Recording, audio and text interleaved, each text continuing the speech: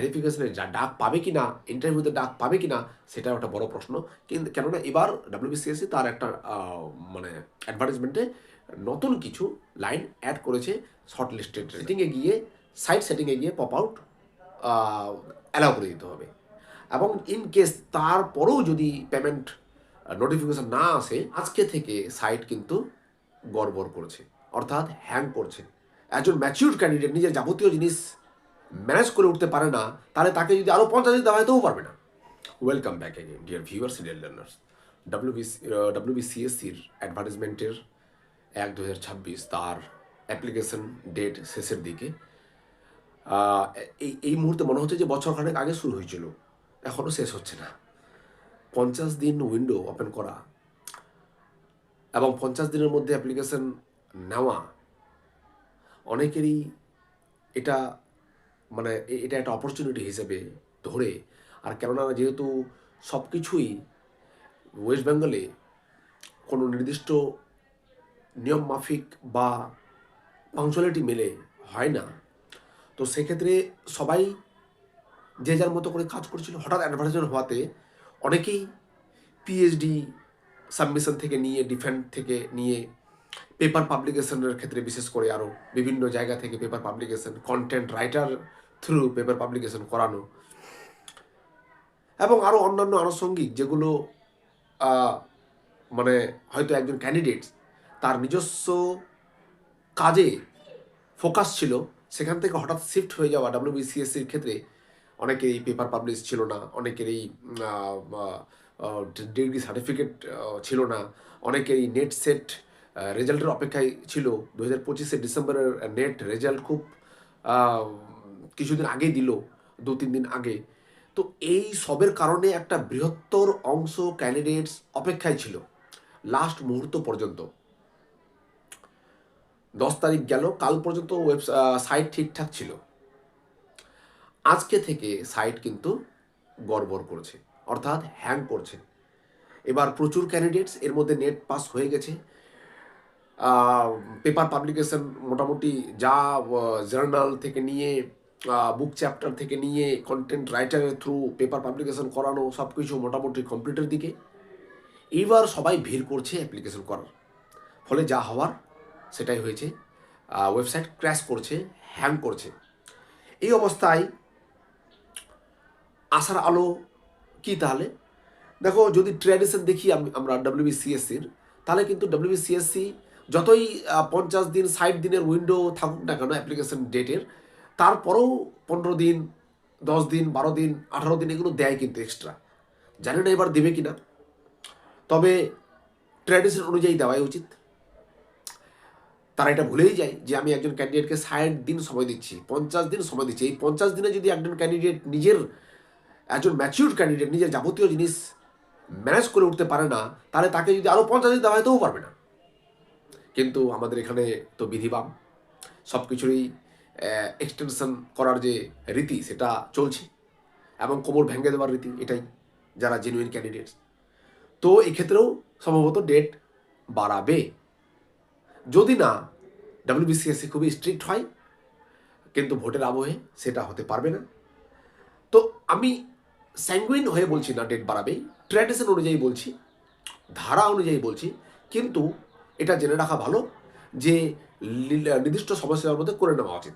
তো এখন তাহলে কি নিশাচর প্রাণী হতে হবে, রাত জাগা পাখির মতো, মানে লেট নাইটে অ্যাপ্লাইটা করে রাখতে হবে।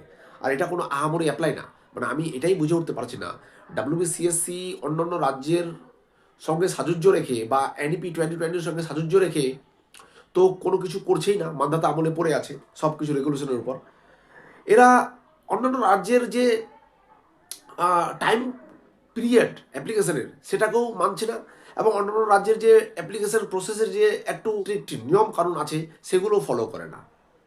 অর্থাৎ অন্যান্য রাজ্যে যেখানে অ্যাপ্লিকেশন করতে হয়, তার সঙ্গে যাবতীয় যতগুলো তুমি তথ্য দিবে সেই তথ্যগুলো আপলোড করতে হবে তার সাপোর্টিং ডকুমেন্ট হিসেবে, এবং সেগুলো শুধু আপলোড করলেই হবে না, বাই প্রিন্ট করে সেগুলোকে অ্যাটাচ করে 2 কপি বা 3 কপি বা 1 কপি সেলফ অ্যাটাস্টেড করে আবার পাঠাতে হয়।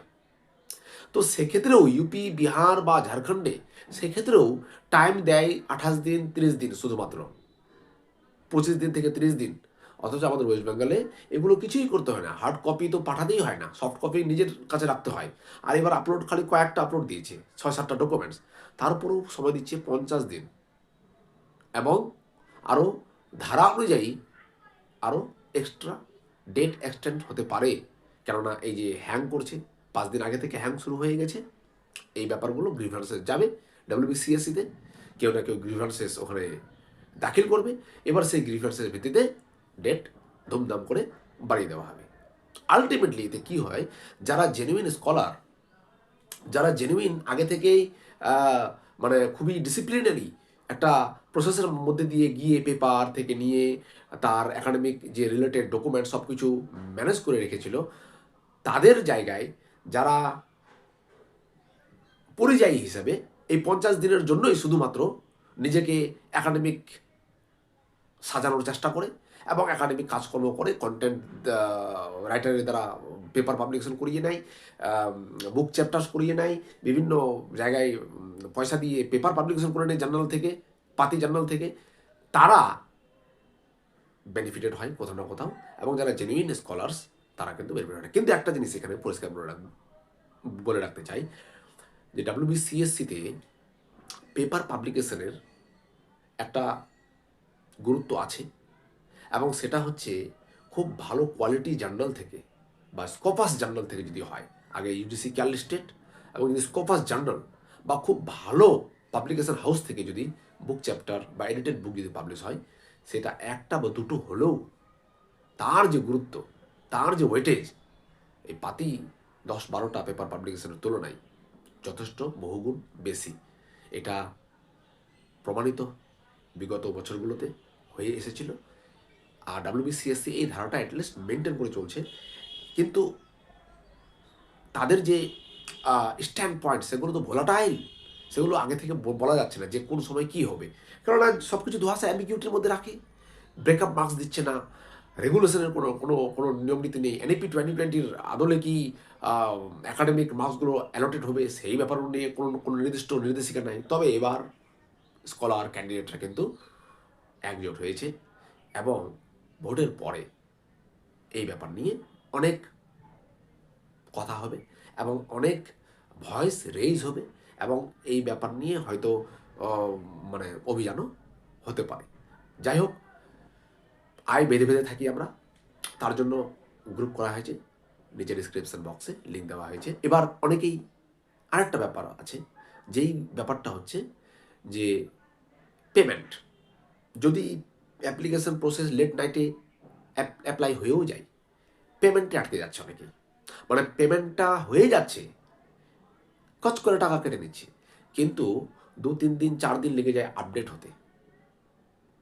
এবার একজন ক্যান্ডিডেট শেষ মুহূর্তে অ্যাপ্লাই করবে এবং তার পেমেন্ট আটকে থাকবে, ডেট পেরিয়ে যাওয়ার পর সে কনফার্ম হচ্ছে না তার পেমেন্ট হলো কি না।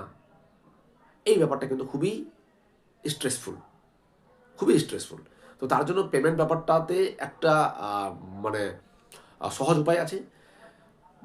কম্পিউটার থেকে করলে পপ আপ অ্যালাউ করে রাখতে হবে, যাতে নোটিফিকেশনগুলো আসে, অ্যাপ্লিকেশন আইডিগুলো আসে, ঠিক আছে, ইমেল আইডিতে যাতে চলে আসে, পাসওয়ার্ড চলে আসে। এবং যদি মোবাইলে হয় তাহলে মোবাইলে সেটিংয়ে গিয়ে, সাইট সেটিংয়ে গিয়ে পপ আউট অ্যালাউ করে দিতে হবে।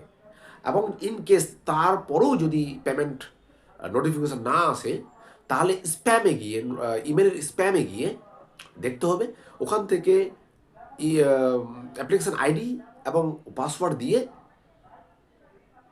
লগ ইন করতে হবে। লগ ইন করার পর পেমেন্ট অপশনে গিয়ে যদি মনে হয় ডেট পার হওয়ার পরেও পেমেন্ট ক্লিয়ার হচ্ছে না, বা ডেট পার হওয়ার লাস্ট মুহূর্তে পেমেন্ট ক্লিয়ার হচ্ছে না, তাহলে আবার নতুন করে পেমেন্ট করতে হবে। সেক্ষেত্রে লাস্ট পেমেন্টটাই ওরা ধরবে।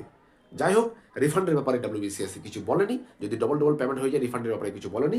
আর এটা পূর্ব অভিজ্ঞতা থেকে বলছি, ওরা রিফান্ড দেয় না কাউকে, ঠিক আছে। তো নিজের রিক্সেই পেমেন্ট ব্যাপারটা নিশ্চিত করতে হবে, ঠিক আছে। এই কয়েকটা বিষয় জানানোর ছিল, কিন্তু সাইট হ্যাং করছে, অতএব দেরি না করাই ভালো। আজকালের মধ্যে লেট নাইটে গিয়ে সব কিছু করে নিতে হবে, এবং যেগুলো ডকুমেন্টস আপলোড করতে হচ্ছে সেগুলো অরিজিনাল ডকুমেন্টসগুলোই আপলোড করতে হবে, সেলফ অ্যাটাস্টেড কপি। পরে দেওয়া যাবে ইন্টারভিউর সময়, ভেরিফিকেশনের সময়, এবং সেই ক্ষেত্রে ভেরিফিকেশনে যা ডাক পাবে কি না, ইন্টারভিউতে ডাক পাবে কি না, সেটাও একটা বড় প্রশ্ন। কিন্তু কেননা এবার ডাব্লিউবিসিএসসি তার একটা মানে অ্যাডভার্টাইজমেন্টে নতুন কিছু লাইন অ্যাড করেছে শর্ট লিস্টেডের ব্যাপারে, বা সাবজেক্ট টু ভেরিফিকেশন অফ ডকুমেন্টসের ব্যাপারে। ভোটের পরেই এই ব্যাপারটা নিয়ে আরও ডিটেলস জানা যাবে। ততদিনে অ্যাপ্লাইটা আগে করে রাখা ভালো।